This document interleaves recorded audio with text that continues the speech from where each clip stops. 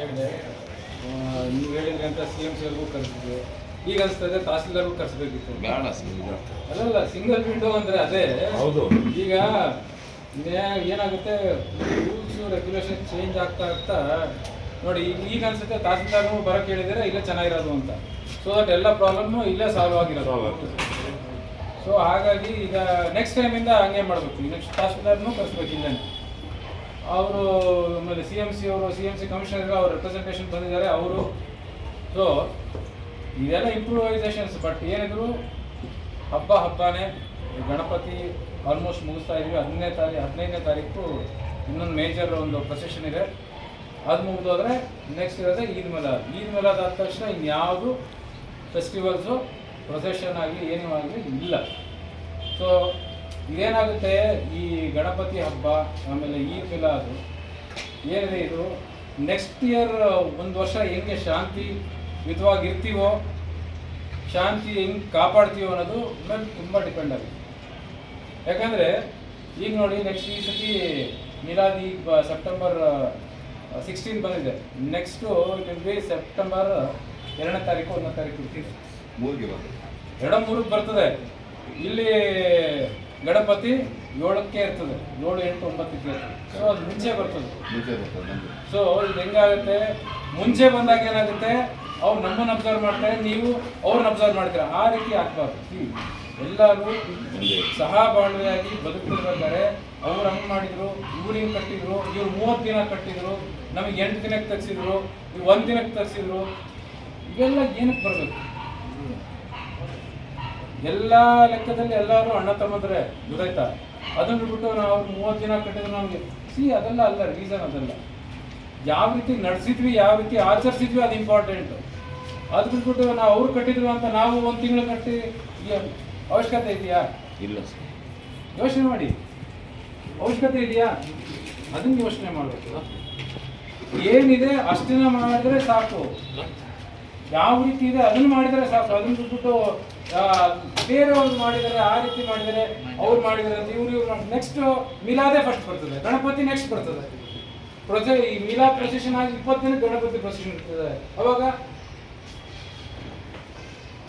This all is testing time. ನಿಮ್ಗೆಲ್ಲರೂ ಗೊತ್ತೇ ಇದೆ. ಸೊ ಅದನ್ನು ನೀವು ಅರ್ಥ ಮಾಡ್ಕೋಬೇಕು ಫಸ್ಟ್. ಅದನ್ನು ನಾವು ಪೇಷನ್ಸ್ ಆಗಿ ಸಮಾಧಾನವಾಗಿ ಯೋಚನೆ ಮಾಡಿದರೆ ಎಲ್ಲ ಸರಿ ಹೋಗುತ್ತೆ. ಸೊ ಹಾಗಾಗಿ ಅದನ್ನು ಆ ಕಡೆ ಸೈಡ್ ಇಡಿ. ನೀವು 1 ದಿನ ಬೇಕು, 2 ದಿನ ಬೇಕು, ಕಟ್ಕೊಳ್ಳಿ. ಅದೇನು ಫೀಸ್ ಕಟ್ತೀರಾ ಕಟ್ಕೊಳ್ಳಿ. ಏನೇನು ಮಾಡ್ತೀರೋ ಪೊಲೀಸ್ ಸ್ಟೇಷನ್ ಇಂಟಿಮೇಷನ್ ಬರಬೇಕು. ಕಾಪಿಟು ನನ್ನ DSP ಬರಬೇಕು. ನಾಳೆನೇ ಆಗಲಿ ನಾಡಿದ್ದೇ ಆಗಲಿ, ಟೈಮ್ ಇದೆ. ಅದಕ್ಕೋಸ್ಕರ ಇವತ್ತೇ ನಾನು ಮೀಟಿಂಗ್ ಮಾಡ್ತಾ ಇರೋದು. 2 ದಿನ ಟೈಮಲ್ಲಿ ನೀವು 2 ದಿನ ಕಟ್ತಾರೆ ಡಿಸೈಡ್ ಮಾಡ್ಕೊಂಡು ಇಂಟಿಮೇಷನ್ ನಮಗೆ ಕೊಡಿ. ತಹಸೀಲ್ದಾರಿಗೆ ಕೊಟ್ಟು ನಾವು NOC ಕೊಟ್ಟಿರ್ತೀವಿ, ಹೋಗಿ ಕೊಟ್ಬಿಟ್ಟು ಇಮಿಡಿಯೇಟ್ಲಿ ಪರ್ಮಿಷನ್ ತೊಗೊಳ್ಳಿ. ಗೊತ್ತಾಯ್ತಾ? ಅದನ್ನು ಮಾಡಿ. ಏನು ಮಾಡಬೇಕು ಅಂತೀವೋ ಅದನ್ನು ಫಸ್ಟ್ ಆಫ್ ಆಲ್ ಇಂಟಿಮೇಷನ್ ಕೊಡಬೇಕು. ಅದನ್ನು ನಮ್ಮ ಬೀಟ್ ಅವ್ರಿಗೆ ಎಲ್ಲರಿಗೂ ಇಮಿಡಿಯೇಟ್ಲಿ ಹೇಳಿ, ಅಲ್ಲಿ ಯಾರಿಗೂ ಸಾರ್ವಜನಿಕವಾಗಿ ತೊಂದರೆ ಆಗೋದಿಲ್ಲ. ಅದು ಫಸ್ಟ್ ಆಫ್ ಆಲ್. ಗೊತ್ತಾಯ್ತಾ? ಇದೊಂದು ಕ್ಲಾರಿಫಿಕೇಶನ್ ಆಗಿದೆ. ಇನ್ನೊಂದು, ಲಾಸ್ಟ್ ಇಯರ್ ನಾನು ವಿಡಿಯೋ ನೋಡಿದೆ. ಅದರೇನಿದೆ, ಕತ್ತಿ ಹಿಡ್ಕೊಂಡು ಅದನ್ನು ಕುದುರೆ ಮೇಲೆ ಬರೋದು ನಾನು ಅಲೋ ಮಾಡೋದು. ಫಸ್ಟ್ ಆಫ್ ಆಲ್ ಹೇಳಿ, ಅದು ಕಟ್ಗೆದಿರುತ್ತೋ ಸ್ಟೀಲ್ದಿರುತ್ತೋ ಹಿತ್ತಾಳೆದಿರುತ್ತೋ ನನಗೆ ಗೊತ್ತಿಲ್ಲ. ಕತ್ತಿ ಇರೋದು ಹಿಡ್ಕೊಂಬಂದ್ರೆ ನಮ್ಗೆ ಅದು ಫಸ್ಟ್ ಕಂಡೀಷನ್ ನಮ್ಗೆ ಹೇಳ್ತಾರೆ. ಅದು ಇಲ್ಲ. ಲಾಸ್ಟ್ ಟೈಮು ನಿಮಗೂ ಗೊತ್ತಿದೆ, ಯಾರಿಗೆ ಕೇಸ್ ಆಗಿದೆ ಅವ್ನಿಗೆ ಇದನ್ನೆಲ್ಲ ಗೊತ್ತಿಲ್ಲ. ಅವ್ನಿಗೆ ಕೇಸ್ ಹಾಕಿದ್ದಾರೆ ಲಾಸ್ಟ್ ಇಯರು. ಅವನ ಕತ್ತಿ ಹಿಡ್ಕೊಂಡಿರೋದನ್ನು ಅದನ್ನು ಸೋಷಿಯಲ್ ಮೀಡಿಯಾದಲ್ಲಿ ಹಂಚಿಕೆ ಮಾಡಿ ಅವನ ಕೇಸ್ ಆಗಿದೆ. ಹೌದು ತಾನೇ? ಅದು ಗೊತ್ತಿದೆ ಎಲ್ಲರಿಗೂ. ಹಂಗಾಗಿ ನಾನು ಇಲ್ಲೇ ಇದ್ದಾನೆ, ಬೇಲ್ ಕೊಟ್ಟಿದ್ದಾನೆ ಅಂದರೆ ಅರ್ಥ ಏನು ಈಗ. ಸೊ ಹಂಗಾಗಿ ಅದೇನಾಯ್ತು, ಈಗ ಕೇಸ್ ಆಯ್ತು. ಸೊ ಅದನ್ನೂ ಇಲ್ಲ. ನೀವು ಏನು ಬ್ಯಾನರ್ ಬಂಟಿಂಗ್ ಹಾಕ್ತೀರ, ಆ ಕತ್ತಿ, ಆ ಗಿರಾಣಿ ಏನೂ ಇರಬಾರ್ದು. ಅದು ಸೆಕೆಂಡ್ ಕಂಡೀಷನ್. ಓಕೆ ಸರ್, ಗೊತ್ತಾಯ್ತಾ? ಈ ಕಂಡೀಷನ್ಸ್ ನೋಟ್ ಮಾಡ್ಕೊಳ್ಳಿ. ನೋಟ್ ಮಾಡಿಕೊಂಡು ಅದನ್ನು ತೊಗೊಂಡು ನಮ್ಮ ಟೌನ್ ಇನ್ಸ್ಪೆಕ್ಟರ್, ಗಲ್ಪೇಟೆ ಸಬ್ ಇನ್ಸ್ಪೆಕ್ಟರ್ಗೆ ಇಬ್ಬರಿಗೂ ಕೊಡಿ. ಅದು ಕಾಪಿ ನಮಗೊಂದು ಹಾಕಿ. ಗೊತ್ತಾಯ್ತಾ? ಏನೇನು ಮಾಡ್ತೀರಾ ಅದು ಇಂಪಾರ್ಟೆಂಟ್. ಇವೆಲ್ಲ ಯಾವುದಕ್ಕೂ ಆಸ್ಪದ ಇಲ್ಲ. ಬೇರೆ ಡೆಕೋರೇಷನ್ 2 ಕೋಟಿಂಗ್ ಮಾಡ್ಕೊ, ನಾನು ಕೇಳಲ್ಲ. ಗೊತ್ತಾಯ್ತಾ? ಡೆಕೋರೇಷನ್ ಮಾಡಬೇಕಾದ್ರೆ ಎಲ್ಲರೂ ಸಹಬಾಳ್ವ ಅಂತ ಒಪ್ಕೊಂಡ್ಮೇಲೆ ಎಲ್ಲರೂ ಬೇರೆಯವ್ರು ನೋಡ್ಕೊಳ್ಳೋದು.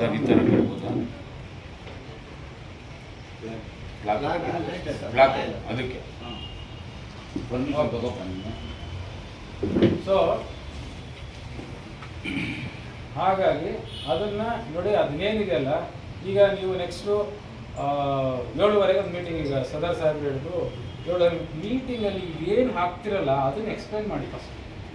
ನೀವು ಎಕ್ಸ್ಪ್ಲೈನ್ ಮಾಡಲಿಲ್ಲ ಅಂದರೆ ಹೆಂಗೆ ಗೊತ್ತಾಗುತ್ತೆ ಬೇರೆಯವ್ರಿಗೆ? ಹೆಂಗೆ ಗೊತ್ತಾಗುತ್ತೆ? ಏನೇ ಇದ್ರು ಏನಿದೆ ಅದನ್ನ ಒಳಗಡೆ ಇರೋದನ್ನ ಹಂಚ್ಕೋಬೇಕು, ಒಳಗಡೆ ಇರೋದನ್ನ ನೀವು ಎಕ್ಸ್ಪ್ಲೈನ್ ಮಾಡಬೇಕು. ಅವಾಗಲೇ ಬೇರೆ ಜನರಿಗೆ ಗೊತ್ತಾಗೋದು. ಇಲ್ಲಾಂದ್ರೆ ಹೆಂಗೆ ಗೊತ್ತಾಗುತ್ತೆ? ಗೊತ್ತಾಗುತ್ತಾ? ಏನಮ್ಮ ಗೊತ್ತಾಗುತ್ತೆ ಹೇಳೋದು? ಇಲ್ಲ, ತಮ್ಮ ಪರಿಚಯ ಆಗಿಲ್ಲ, ಹೇಳಿದ್ರು ನೋಡಿಲ್ಲ. ಸೊ ಈಗ ಇದು ಬೆಸ್ಕಾಂ ಇಲ್ಲ ಸರ್, ನಗರಸಭೆ. ಈಗ ಸೊ ಹಾಗಾಗಿ ಅದನ್ನ ಫಸ್ಟ್ ನಾವು ಅದನ್ನ ಕಡಿವಾಣ ಹಾಕಿ. ಸೊ ನಾನು ಹೇಳಿದ್ದೀನಿ, ಕಂಡೀಷನ್ಸ್ ನಿಮ್ಗೆ ಗೊತ್ತಾಗಿದೆ ಅಂದ್ಕೊಂಡಿದ್ದೀನಿ. ಆಮೇಲೆ ಕಟ್ಔಟು ಸುಮ್ಮನೆ ಎಲ್ಲದಕ್ಕಿಂತ ಹೈಟು 15 ಅಡಿ 20 ಅಡಿ ಅವಶ್ಯಕತೆ ನೀವು ಕಟ್ಔಟ್ ಹಾಕ್ಬೇಕು. ನಿಮ್ಗೆ ಖುಷಿಗೋಸ್ಕರ, ನಿಮ್ಮ ಖುಷಿ ಕಟ್ಔಟ್ ಹಾಕ್ಕೊಳ್ಳಿ. 5-6 ಅಡಿ ಚಾನ್ಸೇ ಇಲ್ಲ. ಯಾವನೊಬ್ಬ 7 ಅಡಿ ಇರ್ತಾನೆ, ಅದು ಬೇರೆ ಕತೆ ಏನಿದೆ ಅದನ್ನು ಕೊಡೋದು. ಗೊತ್ತಾಯ್ತಾ? ಏನೇ ಇದ್ರು ಕೊಡ್ತೀನಿ. ಆಫೀಸಲ್ಲಿ ನಾನು ಇದ್ದಾಗ ಟೈಮಲ್ಲಿ ಬನ್ನಿ, ಇಮಿಡಿಯೇಟ್ಲಿ ಇವತ್ತೇ ಬನ್ನಿ, ನಾಳೆನೇ ಬನ್ನಿ. ನಾನು ಡಿಸ್ಕಸ್ ಮಾಡಿಕೊಂಡು ನೀವು ತೊಗೊಳೋದು. ಹುಡುಗರು ಎಸ್ಪೆಷಲಿ ಬನ್ನಿ, ಇವೆಲ್ಲ ಬನ್ನಿ. ಗೊತ್ತಾಯ್ತಾ? ಆದರೆ ಹೇಳ್ತೀನಿ ಏನು ಮಾಡಬೇಕು. ಯಾಕಂದರೆ ನೋಡ್ರಿ, ಫಸ್ಟ್ ಆಫ್ ಆಲು ನಮ್ಮ ದೇಶದ ಕಾನೂನು ತಲೆಬಾರ್ದು. ಅವನು ಯಾರು CM ಇರಲಿ, PM ಇರಲಿ, MLA ಇರಲಿ, ಕೌನ್ಸಿಲರ್ ಇರಲಿ, ಪೊಲೀಸ್ ಆಫೀಸರ್ ಇರಲಿ, ಅವ್ರು DC ನೇ ಇರಲಿ, SP ನೇ ಇರಲಿ, ಎಲ್ಲರೂ ಕಾನೂನು